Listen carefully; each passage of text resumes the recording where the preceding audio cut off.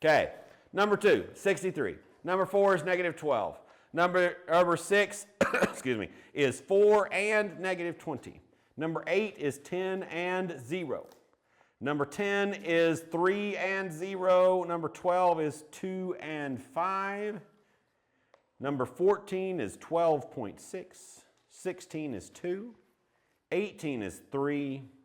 20 is negative 15.6. 22, the equation would be the absolute value of x minus 300 equals 25. The maximum would be 325 degrees Fahrenheit, and the minimum would be 275 degrees Fahrenheit. Excuse me. There, on word problems with absolute value, I'll throw this in there now.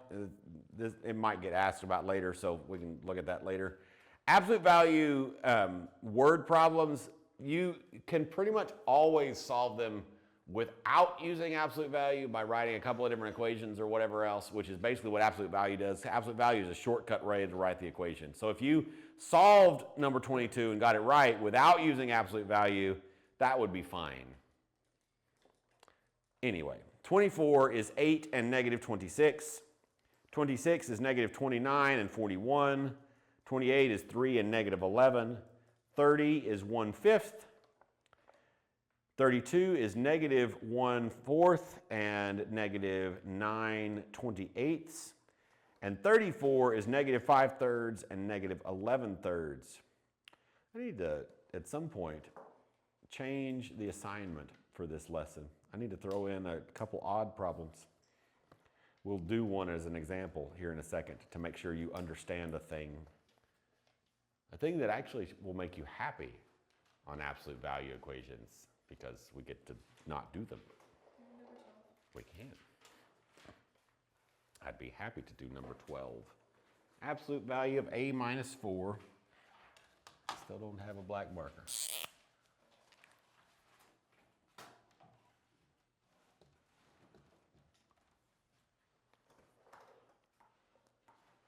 Equals 3a minus 6. That's a great problem. I like that. That's like, it's number 12. That's like a legit Algebra 2 absolute value problem. None of this like Algebra 1 baby stuff. All right, so what should we do? We should split it into 2. Absolute value is by itself. And so we should split it into 2.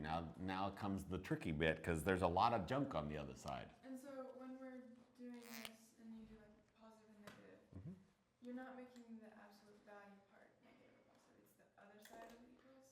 If you're using a shortcut, which is what I teach in the Algebra 2 video, yeah. So it's only like, it would be only the 3a minus 6, not the negative. Okay. Yeah. Only one of the sides, not both. Okay. I mean, it's in this problem, it really doesn't matter because either way, you're going to have to like distribute the negative, right? So on this problem, you could actually do it either way, and it's the same amount of work. So it's not actually a shortcut in this one. So what do we got to do now? Oh, what have I done? That's not 2. How about this as well? I was talking to you and forgot what I was doing. There we go. Silly old Sean. Silly old bear. Okay, what should we do now? Add 4. Sure. I'll do it on this one. Because I don't want to do that first on this one. I want to do something else first.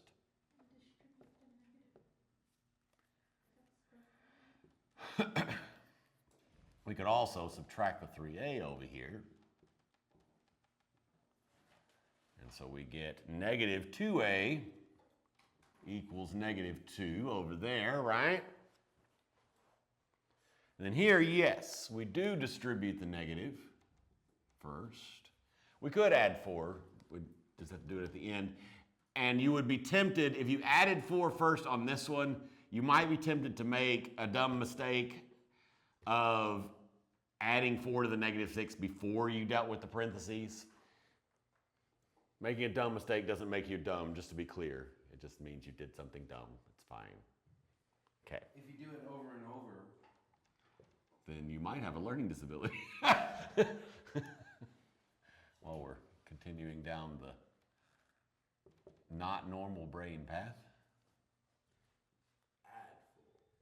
Add 4 and add 3a. Yeah, that too.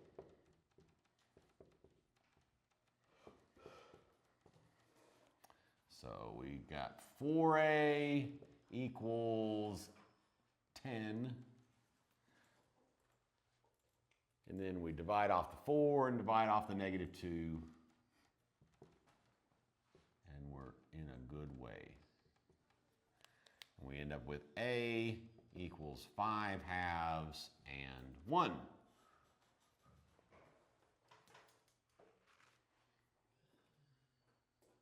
Which is not what the thing says. What does it say?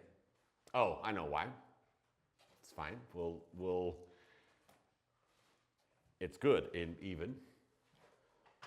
Sean, what does it say? One of those answers is not going to work. And this actually kind of illustrates the thing.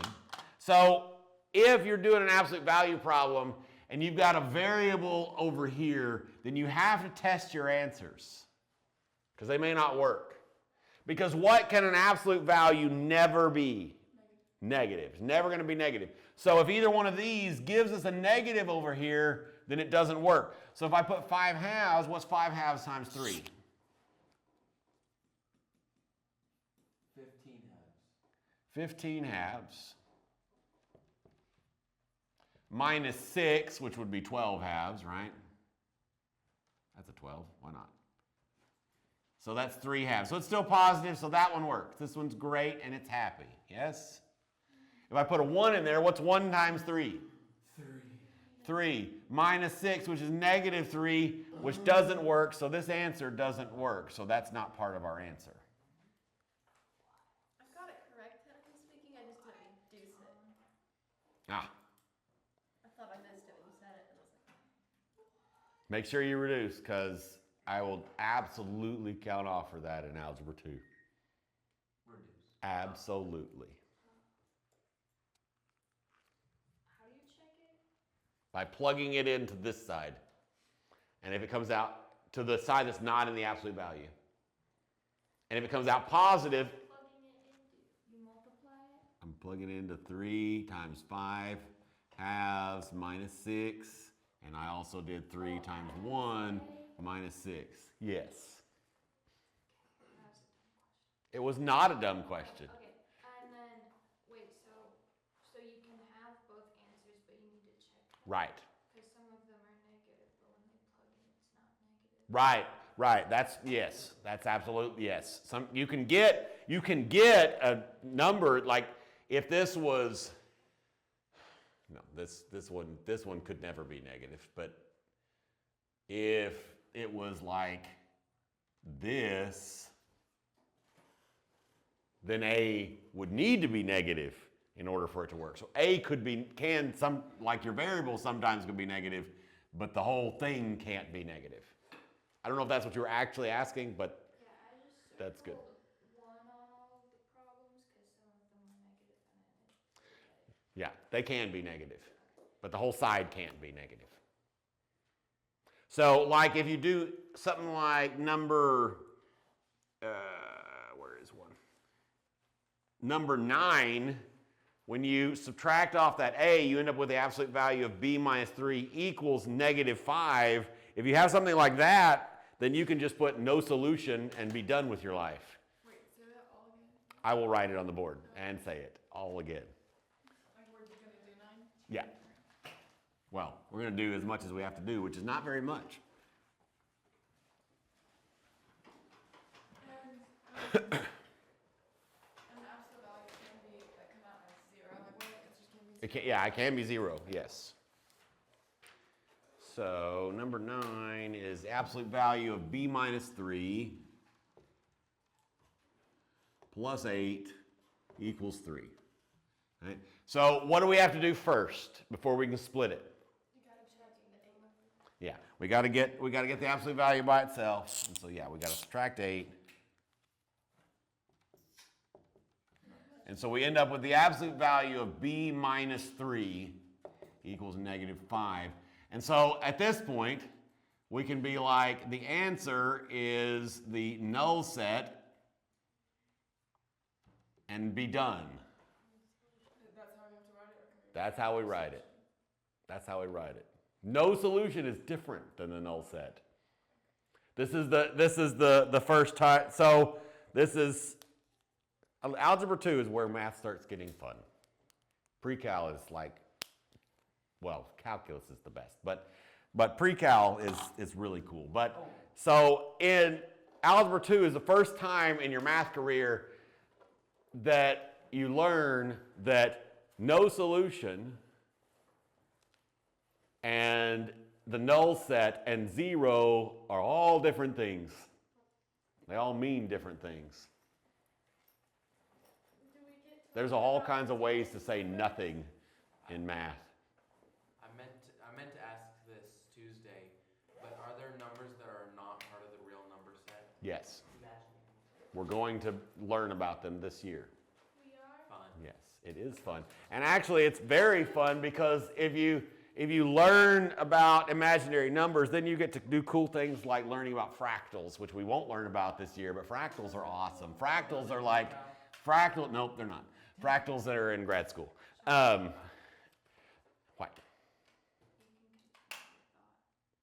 Fractals are in grad school. I completed my thought. They're cool. They're like art in math. That's not really what they're for, but they're cool. Forever, right? Like the zigzag Oh. Infinite perimeter in a finite area. It was so cool. Self-similar Doesn't seem geometric figures. Yeah, they're cool. And they're all over the place in nature. Was Yeah. like That's how what's his face?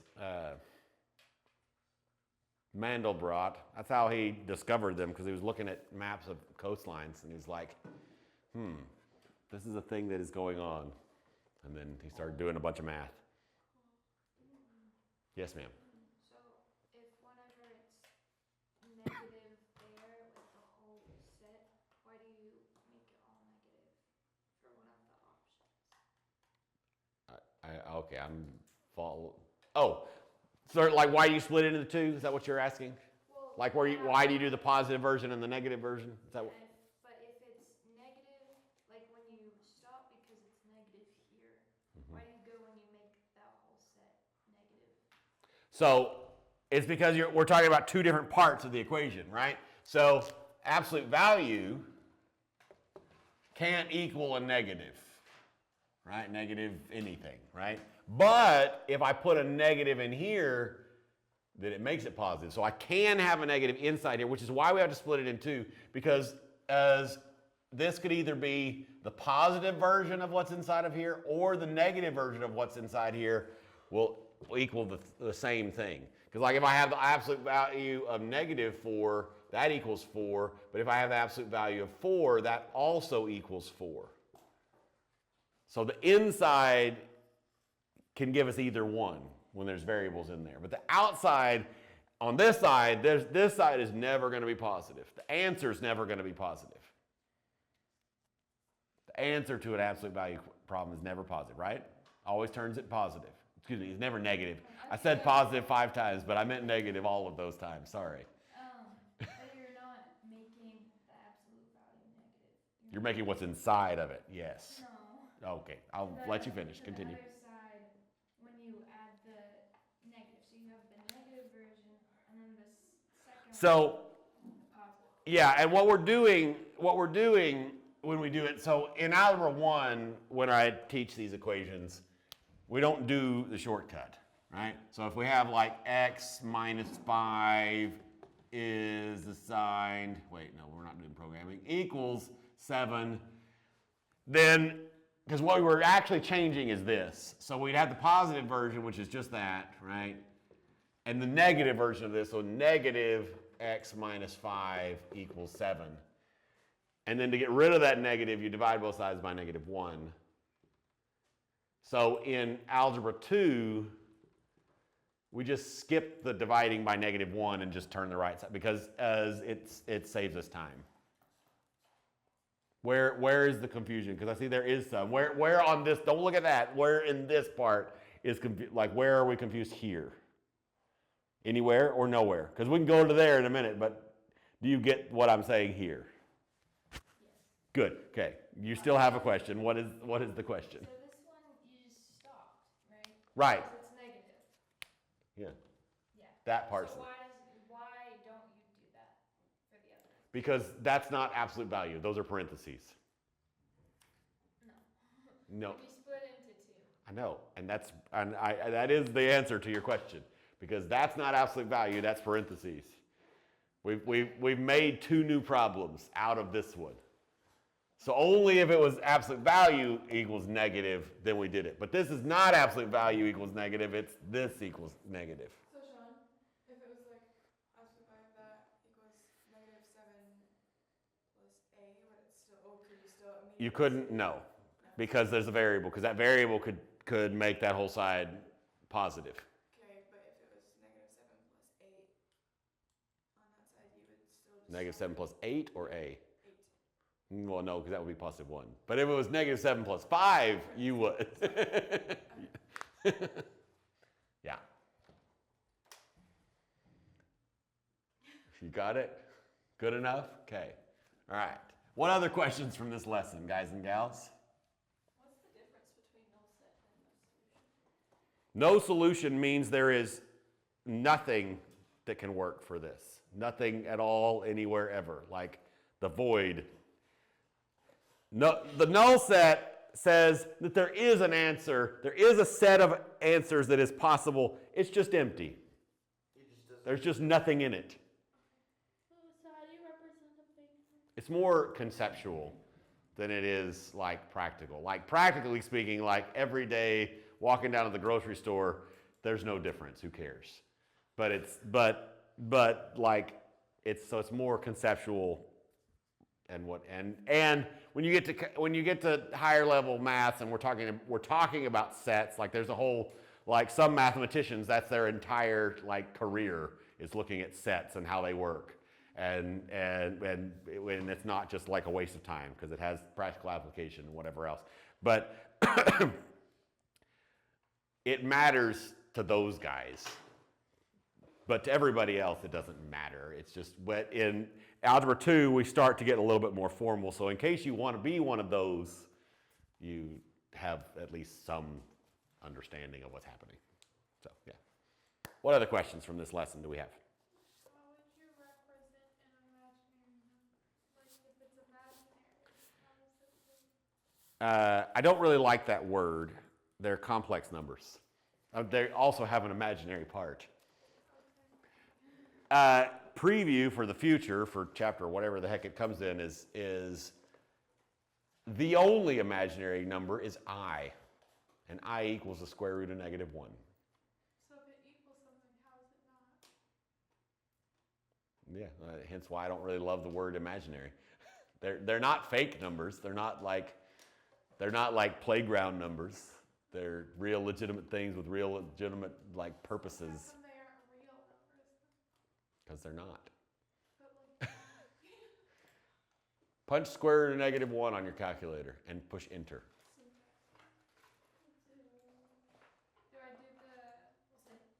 do I do the negative outside or inside? Inside. Error. Error. Domain error. That's why. Okay. So if they're just errors, then what is it? What it really is beyond the scope of this class. Okay. It's like upper level like stuff, mostly grad school stuff. How sad. For our purposes, what it's going to mean is that whatever the graph is never crosses the x-axis. That's the practical like thing that we're going to use it for. Yeah, just it's never going to cross the x-axis. But we'll get there. All right. So we've had a lot of theoretical questions. Any like solving these problems questions? I don't mind the theoretical questions. It's fun. Did we do or could we do? What did you say? We could do it. We didn't do it. We could do it. All right. To make cocoa powder, cocoa beans are roasted. The ideal temperature for roasting is 300 degrees Fahrenheit plus or minus 25 degrees. Write and solve an equation. Describe describing the maximum and minimum roasting temperatures for cocoa beans. Okay, so these kind of problems, I kind of hate these kind of problems and like them at the same time, I guess. These kind of problems are like, if I gave this problem to a 6th grader, they could get the answer. They wouldn't be able to write an equation for it, but they could get the answer, right?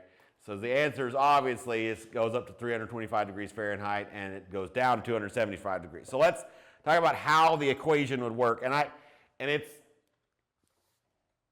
I'm never going to give you a question like this on a quiz or a test, but it's worth thinking through because stretching your brain, that's the whole point, right? These, you have to twist your brain backwards to figure out what it's going to do. And I find it easiest to write these equations by kind of going through an experimental process. And I tend to think about these equations backwards because it's the only way my brain can do it. Because I tend to start with, okay, I want the answers to be x equals, what are the numbers? 300 and, what is the original number? 325 and 275. Okay, so that's what I want my numbers to be. That's how I want the answers because obviously you can go up that much or down that much and whatever else. So now I got to figure out how to get that back to there. So there is a kind of like algorithmic way to do these. I don't know. I never know how to explain these problems because they're confusing. I'm going to just give you the algorithm because my brain is struggling to figure out how to help you with the other way to think about it. It's always going to equal whatever the variance is, whatever the change is. Because this is what's going to be plus or minus, right? So you're always going to equal whatever's going to be plus or minus. And we know from our shortcut that that's when we split it into two, that it's going to be the positive one and the negative one. So it's always going to equal the whatever we're changing by, the up and down bit, right? So, and then you're going to have absolute value. Now, the other bit is the fact that it's going to be x minus 300. Why? That one's pretty easy to explain. Okay, so when I split that into two, we're going to have x minus 300 equals 25, and x minus 300 equals negative 25, right? When I move this over, what happens to the sign? It changed to addition. So if I start with positive 300, I've got to have the opposite sign over here because when I move it over, it's going to switch it. And the situations like this, if I did give you a word problem, they're all going to be this format. They're all going to be equals the change and then x minus the number, unless it was negative to begin with, and then it'd be x plus the number. Yeah. But if I was asking you to like tell me what it could be, I would just want you to do it the baby way. Like, don't waste your time. Deal? Makes sense? Any questions? Other questions about the maths? When is the next test? Thursday. I was just checking that myself. What was the most recent quiz? Whatever's sitting in my backpack When did we get it back? when I give it to you. When will you give it to us? When I give it to you. There's no more like definition possible. That's the end of the definition. You get stuck in the definition loop. When you go to the dictionary, you look up something and If you asked, when do you expect to give it to us, then that would have a different answer When do you potentially. expect to give it to us? I expect to give it to you Tuesday. But I also expected to give it to you today, and that clearly didn't happen. So sometimes expectations doesn't match reality. Let's take a quiz. When I do,